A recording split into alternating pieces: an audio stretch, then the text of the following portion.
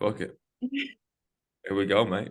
We're in with the boss, the boss. Don't know about that. You mentioned about coaching having to wear many hats. How'd you deal Yeah. with the switching of the hats? Ugh, it's hard, I think that uh you have to really learn to set boundaries when you're coaching, when you're working with people, because everyone needs something from you. And obviously, as humans, we have our own emotional and mental needs. And so you have to be able to be present in class and give the needs that are required there, and then there may be some additional needs that happen post class, and then it's a matter of like, okay, now this hat is off and now I have to put on my own hat, because maybe I have to get home and take care of my kids, or um write something for a one-on-one client that I'm working with, and I have to think about their needs. So I think that somebody like myself, who I consider myself a very empathetic individual, but it's very easy for me to kind of take on everybody's things. And then by the end of the day, I just have this whole bag of things that I hadn't, sorted, if I don't learn to take off and put on the hats at the appropriate time. How do you deal with that? That's a great question. Is this therapy or um That's a nervous laugh. how, how do I deal with that? I'm trying to figure it out. It's hard. I think something that really helps me is time blocking. Having designated times where I am coach in the affiliate, coach in my business where I work with other coaches, or mom. So like it's just having to have these kind of set times of like, maybe even though I know I have a bunch of things on my to-do list for my affiliate, right now I'm being a mom. So that has to wait. And I think that it's very hard in today's society to wait on things and not take care of it immediately. We are so conditioned to believe that everything needs to be instant, instant gratification. Everything needs to be done. Get everything on your to-do list done. But there is nothing wrong with saying, okay, I did X, Y, and Z. I'm going to get to A and B next Friday, Yeah. and just kind of like making that plan, and giving yourself the grace that like, there will always be a to-do list, right? Like there will always be things for us to do. And so, just giving yourself the ability to live life, spread it out, like not, I don't know. I think I'm not great at it by any means, but I think that that's something I try to adopt and exercise my ability to do that. No, I love it, mate, and I ask because it's something that I've definitely struggled with, like a great deal in the past, and always it's always an ever evolving journey, right? And it's trying to figure it out when this gym, in that gym, in this situation, in this year, and post COVID, pre COVID, like it's always changing. We're changing as well as professionals, but also as people, right? Like our personal life changes, our wants and needs change. Maybe we don't want to be in the gym for 18 hours a day anymore. Maybe you only want to be in the gym for 17, like a normal person. I'm joking. Um, but it definitely is a juggling act, and it's also I've found it's difficult to take the hat off, and you're like, oh, I'm letting these people down, Yes. because I now have to avert my attention somewhere else. And the Mhm. way I think about it is our job is to bring horses to water, right? But it's the job of the horse to drink. And I'm like, no, no, no, I've shown you where it is. I've given you autonomy now. You are now an independent human being. Congratulations. Here's a high five. But let go of my hand. Mhm. Like there's a fucking thousand other people that want to hold my hand. It's like you're done. Well done. Like you have my number. You can text me and email me, no problem. I don't pick up my phone if you ring me. That's not going to happen. That's a boundary. and I'll also get back to that text when I'm bloody ready for it. You know, it might be 3 a.m. when I'm taking a piss. It might be, you know, 3 weeks from Tuesday, but I will get back to it. It will come back to you. You know, you've got to give it time. And I definitely think we need to open up the conversation about spreading ourselves too thin. Yeah, absolutely. It's a quote that I was told recently that I am trying to adopt and you know, believe is that we are responsible to our members and the people we work for, but we are not responsible for them. And you have Ooh, to like change that mindset of like, you know, we are responsible to show up and do our job and do a damn good job at it and give them what they need to achieve health and fitness, right? In a nutshell, yeah. we are not responsible for them. Like you're saying, like we can't make them drink the water. And as soon as we think or adopt the mindset of being responsible for them, that's when those boundaries get crossed. And we're now, you know, almost adopting them as children, and we don't need that. Yeah, it kind of becomes like that, right? And I think if Yeah. if they can't work out or if they fall to pieces mentally, you know, when we're not there, we've done them a disservice. Yeah. Which sounds weird to say, right? It's like, oh, they should be able to help themselves when we're not there. And you're like, well, what's the benefit of us being there? Well, we can provide obviously more, right? But that's the goal there. Independent, autonomous athletes, you know, independent athletes, people that walk through the door and they know what they're doing. You know, they're not just gonna like fall over when they're walking down the stairs. And they're also not just gonna fall to pieces mentally when a little bit of stress like hits them. You know, Yes. I like to say fitness is a medium we use to improve lives. That's all it is. Like we teach life through the medium of fitness. That's it. You know, it's barbells, air squats, and fucking kettlebells and stuff like that, right? But at the end of the day, I was like, I'm going to stress you out, you know, like actively stress you out. This is what I want you to do. This is what I want to do. Okay, cool. You're gonna have to figure out a way to get through it. And then eventually over time, you're like, bit of a badass. Cool. Like when it gets stressful in my little cubicle or my kids or my whatever, you know, you can deal with it. Congratulations, because you've done Fran. You know, that shit sucks. Yeah. Absolutely. Absolutely. I agree. Mm. Why do you do what you do? Oh man. I think that I was thinking about this a lot recently. And for me, CrossFit is this kind of, it's just this catalyst, so to say, of unleashing your true full potential in life. Like I firmly, firmly believe that. And like, you know, a lot of people I think kind of get this misconception that like they start doing CrossFit and then it's all about CrossFit. Like, you know, we obviously have the reputation of being a cult and people get, you know, obsessive over, you know, getting the latest pair of shoes or, you know, a new PR or, you know, whatever equipment, and all of that is fine and well, and but I think that why that happens, like the reason people get so immersed into the culture of CrossFit is because what's actually happening is that they have unleashed their true potential as a human, and it starts to make you see what you're capable of truly. So really, like you were just saying, you know, you suddenly can handle stress because you've done Fran. Suddenly, you know, something happens in your life, a loved one, you know, is sick, and you have the strength to help them through that. And you have the mental fortitude to keep going through life.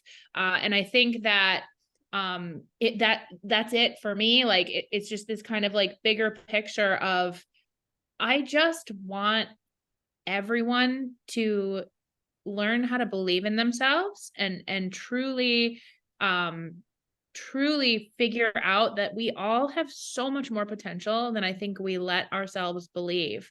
And I say that as somebody who lived a vast majority of my life not believing very much of myself. So I think that when I unlocked that, I wanted to just share it with as many people as humanly possible. And it's no longer about handstand walking and thrusters. It's like so much bigger than that for me. Yeah, it's just a catalyst, right? Mhm. That's all it is. Fitness is a catalyst. Getting your first double under, or jumping onto a bloody 45-pound plate for the first time. Never mind a box, just a frigging plate. You've left the ground and you jumped onto an object, right? Or you've thrown a PVC pipe above your head. You're like, what the fuck? Like, this is kind of cool. It's like, yeah, man, like you've done that. You came outside, you did the work, you came back tomorrow, the next day, the next day, the next day. There you go. You've got it. You've got a barbell, you've got an extra pound, or and I think we're pursuing ease and comfort too much. Like I've been watching and doing the whole fitness thing, and for a long time, I'm like, what is this combination between fitness and then feeling better upstairs? Why are they so intertwined? Why are they linked? Mm. Despite the obvious of the neck, combining those two bad boys together. And you're like, well, outside of the gym, modern life, modern society, whatever you want to call it, we strive for comfort, we strive for ease, we strive for the easy route. That's supposed to be quote unquote a metric of success. It's something that we need to obtain. So, oh, okay, cool. So I want to like be able to get to the couch and lie on my back and then just eat fucking sweets all night. You're like, cool, but then life is pretty difficult, right? We're both gonna agree on that. Like life would be really shit, because you'd feel bloody bobbins. So it's like, oh, okay, cool. Like, I think it's found in the struggle. I think you have to create, like, self-create struggle, not in a way of like shooting yourself in the foot and trying to run a marathon. Don't like self-sabotage, but you have to do hard shit. You have Mhm. to do hard things that you can't do first time. You're gonna fail at it. And you're like, oh, I didn't get it. You're like, no, you didn't. But what are you gonna do now? Now we have to go back to the drawing board and we have to try again, and try again. And I think it's found in that work. It's found in that constant grind. I'm not saying grind yourself into a fine powder, but you have to work for something. It's why people get epiphanies when they're washing the pots because they're doing menial work, gardening, chopping logs, digging holes, whatever it is. Just go to the gym, do something, provide yourself with a little bit of a dose of intensity, i.e., struggle, right? It's hard. Yeah, it's not nice, right? It's not nice for us, right? And we bloody teach it. And then Yeah. over time, you end up getting that little aha moment, eureka. Aristotle said, "Happiness without fulfillment is failure." And I think about it all the time. Of like, we shouldn't be chasing that high, that short term, like, oh yeah, I feel good because I just ate whatever, or I sat down, or I chilled out. It's like, no, no, no, no. Chase fulfillment, man, and that's found in work. Yeah, I definitely agree. I think I was having a conversation with somebody the other day. Um, you see out in like the social media space, um, anybody who, we would deem successful, right? Like people kind of put this facade out there of, and I say facade because it is like Yeah, nobody is exempt from struggle, like nobody. But I think, in the social media world, we see these people kind of like plastering this, success. And like it is in whatever circle that you exist in, it's just success in that circle, right? So like maybe you're, speaking as a mother, you have those like super moms on Instagram that like post their kids in like matching clothes and like, all the things. And if you're a business owner, maybe it's somebody who's like, look at me and my millions. Like it's just, we see people are very quick to talk about what it feels like at the top. Like, look at me, I've arrived, yeah, this is great, I worked so hard to get here. And they say that, right? They say, oh, I worked so hard to get here, like it's been years, blah blah blah. But nobody is out there talking about what it's like to be like in it. And I think that it's something that just drives me nuts. That's why like in my social media, like I try to be just very honest and upfront about like what stage that I'm on in the journey, because like as a coach, as an entrepreneur, like it's an emotional roller coaster, and like sometimes things are going really really well and sometimes things are not going very well, but I'm going to keep going. Like I'm not getting off the ride. I am staying on the roller coaster. And, I think it's just, I don't know, that's why we get into this mindset, because we see the person who's at the top who talks about being at the top, but people don't celebrate the hard work and the lows. It's almost like we're still as a society afraid that that would be perceived as failure, when we all know that you have to have multiple failures in order to reach whatever success is. And really, do we really ever arrive is the other question. Like I don't think so. Yeah, there's always going to be a next thing, right? Like that's the problem of weightlifting. There's always another kilo. Like Yeah. I just did the perfect snatch. It's like, congratulations, do 1 more kilo. You're like, oh Yeah. shit, this is never going to stop, is it? Like, no. Like, the only destination that we got is when they throw dirt on us. So why are we trying to idolize this destination? It's not a race to the finish line, right? It's like, no, no, no, no. We're supposed to meander on down this riverbed and slowly arrive at the sea. We're not supposed to take a straight line and get there. It's like that's a short life, and we've missed a lot of things along the way.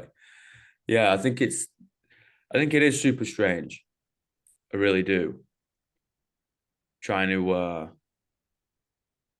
yeah, trying to idealize the top. But I think it's about achieving, right? There, oh, I've now achieved this and I've achieved that and I've achieved that. And I was like, some things take fucking 5 years to achieve.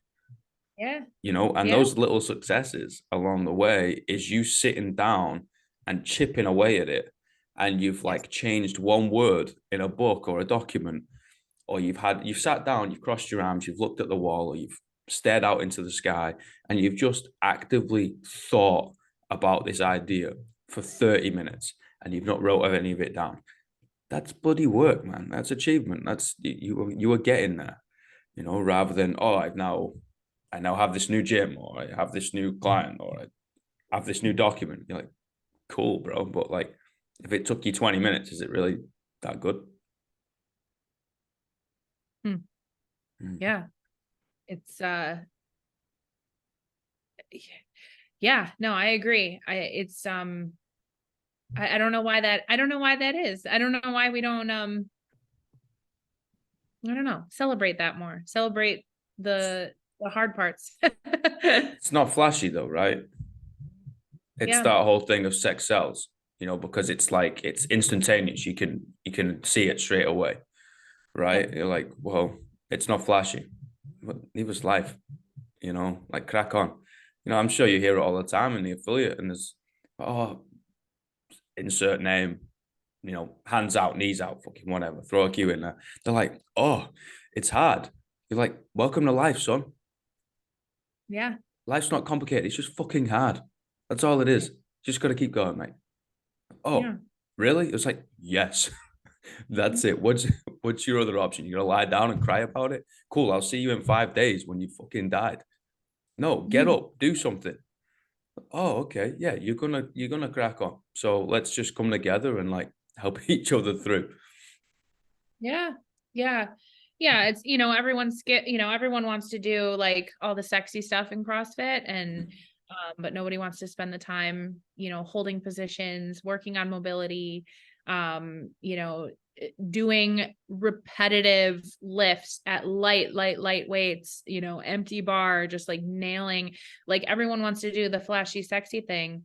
Um, and without that hard work and struggle, and really like it is, it's monotonous. It takes a lot of mental fortitude, I think, to put in the time required to set those foundations. And because we all want to fast forward to the end, that's where, injuries happen, or you just give up altogether. And, we get this reputation that CrossFit is not safe. And it's like, no, I think what's not safe is like our own head. Like Yeah. what is going on in between our ears is what is not safe, you know, because it's not CrossFit itself. It's our perception, right? It's when our ego gets in the way and it makes its own inferences about how, you know, what CrossFit is. That's when we become unsafe. Yeah, I agree. You know, we need to be able to check our athlete's ego. And I say athletes is everybody who walks through those shutter doors, right? But we also That's need to have the confidence in our own ability of being like, no, no, you're not going to lift any more weight today, or you're actually going to go down, mate. You're not even going to touch that implement. I was like, yeah. oh, but I want it. I was like, you pay for a coached environment. I'm the fucking Yep. coach. Yeah. This is what you're going to do, and here's why. You know, so Yep. we have an opportunity to teach them, right? No, Mm-hmm. we will get it probably every day. You know, team, this is not Yeah. a touch and go workout. Oh, but it's only light. I was like, do it and see what happens. And they'll Mm-hmm. blow up round two, right? And you're like, okay, cool. Like, how was the touch and go? They look at you like, fuck you, coach. Yeah, cool. Everybody has a little bit of a laugh, you know. And it's like next time maybe you listen to me. Like it's okay. It's learning your athletes, right? And sometimes, or at least I've found if you teach them why, hey, I want you to do this today, and here's my reasoning. Most of the time, I'm talking like the vast majority, 99% of the time, everybody laps it up and you're like, sound, that sounds good. Thank you. You know, and they give it a try, right? They're very open-minded people. I find when you walk in and like, this is what you're gonna do. They're like, why? It's like, because I friggin' said so. That's when we start creating distrust and we lose those athletes, and then they allow their egos to take over. I think it's Yeah. on our responsibility to create that foundation and that culture. And hey, this is the way I'm going to run my class. You guys are either going to buy in or you're going to go to somebody else's class. But I'm going to run this class this way because you're going to benefit from it the most. And I'm going to keep you safe. Yeah. I think the other layer to that too is that we need to be leading from the front as coaches. Like we need to be in there with them. And I've seen this happen you know, before my eyes in my affiliate. I took over as head coach about 6 months ago, and the head Congratulations. oh, thank you. The head coach before me, you know, was a competitor, and absolutely nothing against that or him or anything in that matter.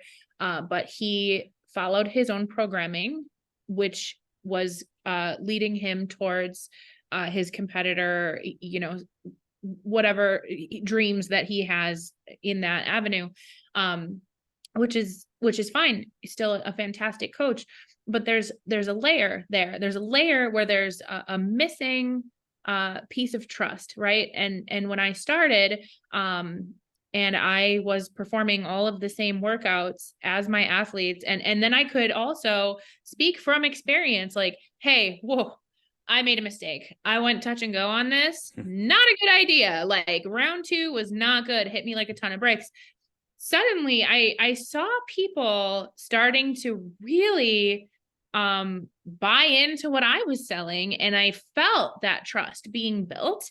And I believe that that is a direct result of, yes, I'm always explaining, you know, the why behind, you know, what I suggest in class, but also I'm in there doing it too. And I'm in there scaling workouts, and I'm in there, you know, biting off a little more than I can chew and failing workouts, you know, like I'm experiencing this right alongside them. And I think that it's too, that is a too overlooked important piece of that coach and client relationship. Um because you shouldn't be standing on top of your mountain of success, like I've arrived, and if you want to be like me, you have to do this, but you're not doing it, you know. So I don't know, that's just like a little pet peeve of mine, I No, guess. mate, I love it. Like you got to be in the trenches with your people. Yeah. You Yeah. know, are you gonna respect the CEO who's in the high office saying do the hard yards when you know you go in the toilet after them and there's piss all over the seat? You're not. You're like, what's this all about? Like you don't respect the place. I don't respect the place now, and I'm not going to respect you. That's just the human nature, right? You have to be in the adversity with your peeps and show and put your heart on your sleeve and speak from it as often as you can, right? Because we all bleed red. And I think if you are that athlete type, you know, there being type A, type B, there's an athlete and then there's the GPP side, and we can have them in the same room. I think you have to do a really good job of like, hey team, this is what we're going to do today because these are our goals, and this is what I did today because these are my goals, you know, and be able to highlight the difference and be able to say, hey, this is where we need to go because this is a performance and then this is performance over a lifetime.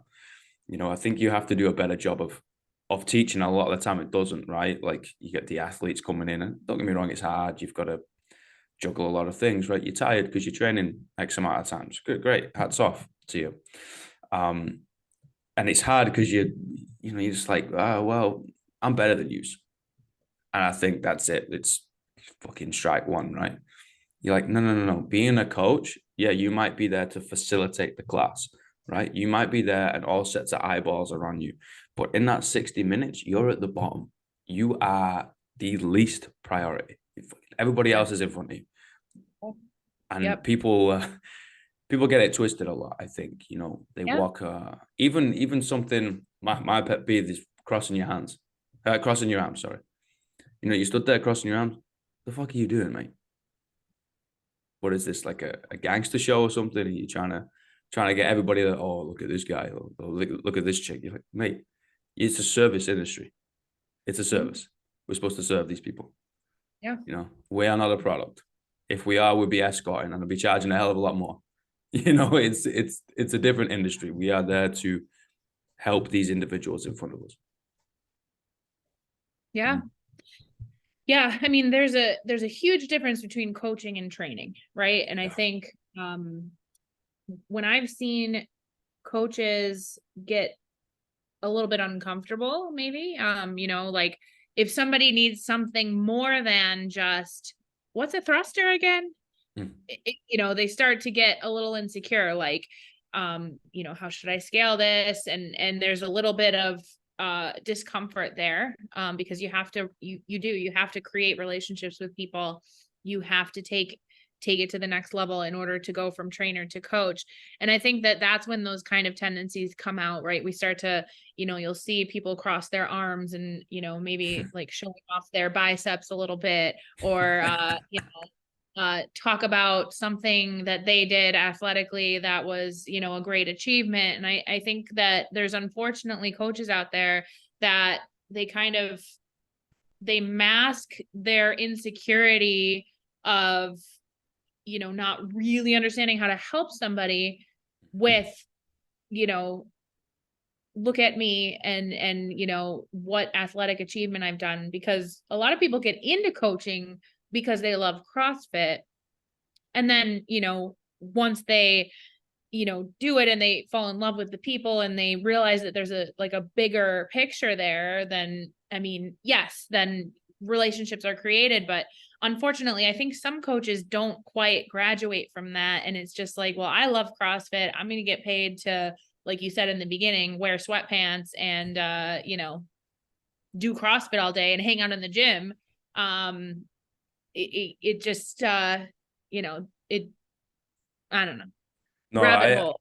I, I'm with you. I'm going with you in that rabbit hole. I'm jumping in head first with my hands in my pockets. But I think that's the difference between a trainer and a coach, right? Like I really do. I think I've been thinking about it for fucking years, and it's one of the first episodes I ever did was, trainer versus coach or training versus coach or whatever it was, instructor versus coach. And I'm like, people get stuck in that trend, and I think the first people that need to take a slice of humble pie, and I think take more than 50%, is us. The people that wear that 5-letter word starting with C, not the 4-letter word starting with C. Don't get that mixed up. We so if we wear coach, like we gotta be eating that humble pie, man. Yeah. And like it's not about us, it's about them. And to quote Carl Steadman, you can't teach give a shit. Yeah. And Right. it's, how do you do it? I don't know. I don't think you can. I don't think you can teach it. But passion is free at the end of the day. You don't pay me to be passionate. I'm not a good actor, mate. Like, and I Right. think the best coaches out there, and I can see it shining through my bloody computer screen at 5 o'clock in the morning from you, of like, you give a shit about people, right? Yeah. Like, truly give a fuck about people. Yeah. And that is kind of the baseline. If you relate everything back to that, of like, oh, I care about you, and I care about you, and I care about you, and I care about you. I think everything else is secondary, and everything else is easy from there, because you'll do the CEUs, you'll do the extra, qualification. You'll go think about, Sally who's hurt her ankle and be like, I actually don't know this. This is out of my scope of practice. I'm going to go to the local physio Yep. and ask, hey, like, what do you think is the best, best training protocol for this? Is there any contraindications? Or you just got to give a shit. And if you don't, that's great. There's enough jobs out there. Piss off. Yeah. It's Mm. true. It's true. And I think even when you try to pretend that you give a shit, it like people know it just Yeah. it just comes across as not genuine, and Yeah. I think it's just for me, the problem with it is that there are so many people that I've seen that have tried CrossFit and have unfortunately, you know, come into contact with a coach that was not genuine or, was lacking in that kind of empathy, compassion department. And it left a sour taste about CrossFit in general, and I think that it just if we want people to have the best experiences, and CrossFit has this goal of 30 million people doing CrossFit by 2030, I believe is what it Yeah. is. I hope I didn't speak that, but if that's the goal, like the people on the front lines need to be these type of people, and that's another thing I'm very passionate about is Yeah. getting people to believe that they can coach, because there are many people that I have come into contact with who have had their lives changed through CrossFit, but because they are not a RX athlete, they don't feel that they have the capacity to coach. Whereas I would argue that they actually have this unique and, even better ability to coach than maybe somebody who had athletic ability come a little bit more naturally to them in life, and not to say that people who are gifted athletically are not good coaches. There are plenty of amazing coaches who are incredibly fit, who care and truly, truly, truly take care of their members. I'm not saying that that doesn't exist. I'm just saying that there is something to be said for the person who has had struggle, who can also be an incredible coach, even if they can't perform a bar muscle up. Mm-hmm. Soft skills come first. Yeah. You know, you can teach a goldfish how to tie the laces. You Yeah. really can. You can teach all this stuff. Like, Mhm. don't worry about it. The soft skills come first. Yeah, okay, Mhm. we need a prerequisite to be able to get into the industry, and maybe you're going to be an intern for 3 years. But if you Yeah. really wanted to friggin' do this stuff, you could do it, man. Yeah. It does start with that heart. Put your heart on your sleeve, speak from it as often as you can, and just continue to work, continue to grind. I think if you see it in your eyes, like the athletes teach us more than we could ever teach them, right? And you see it constantly, day in, day out. You end up picking it up. I'm a bit of a practical learner, right? And I'm also dyslexic as piss. Like, you sit me down into an exam, I'm not good, man. Like, I'm really not good. But if you see enough people in front of your eyes, you can now relate the question to a memory, to Jimmy, to Daphne, to yourself, moving around. You're like, oh, okay, cool. I can actually picture them moving. And you're like, yeah, maybe it just takes you a little longer. That's okay. We've not got that instant satisfaction anymore. Cool. Just got to go outside and dig your hole, man. Keep going. Yeah. Yeah. I got 3 questions real quick. Yeah. What's the greatest piece of life advice you've ever received? Oh, greatest piece of life advice. Oh man, that's a tough one on the spot. Um, greatest piece of life advice.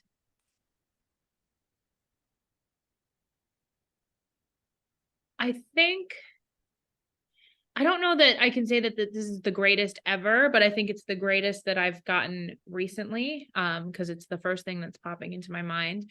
Um, and it's kind of long, but it's just you know, taking this mindset shift of like, I think that we all worry like, oh my gosh, like what if that person doesn't like me, or what if that was too mean, or what if that was, whatever, like this is how we think about ourselves. And you like just taking all of that and shifting it, right? So like, what if that person really enjoyed talking to me?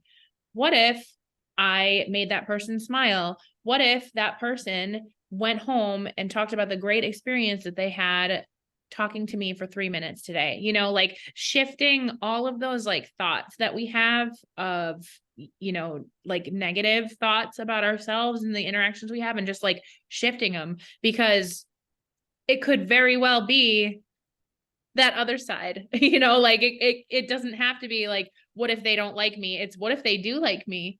What if they do like me? And what if we become great friends? And, you know, who knows? So I think it's just like, um, that wasn't very eloquent, but like just taking some of those thoughts that we have, like, what if you fail? What if you don't fail? What if you succeed? Just kind of shifting the frame of reference for our own self-talk. Yeah, I love it. And don't worry about, not being able to put it into words. Like people, I love seeing people trying to figure it out in real time. I think that's where you Yeah. get like Yeah. truth, or at least truth Yeah. for a portion of time, right? This is what I'm trying to figure out. And that's what a Yeah. conversation is. We've not really thought about it too much. We're just batting around. We're playing tennis, and Yeah. we're trying to figure this out together. It's a collaboration. It's not conflict. It's not me v you. It's me with you, and you Yeah. with me. We're trying to figure this out together. And mate, I love it. I think you're doing fucking awesome work. I think you're inspiring a lot of Hey. people out there that you probably never meet, which is a strange thing, but also a fucking rad thing. So, mate, Thank if you. I'm ever in the east side of America, trying to plan a road trip, I'll Yeah. let you Do know. it. I'm a Definitely. I'm a guy that Definitely. dots around, so when it happens, I'll let you know. We'll grab a coffee, we'll get a workout in, we'll do some coaching. Yeah. Please do.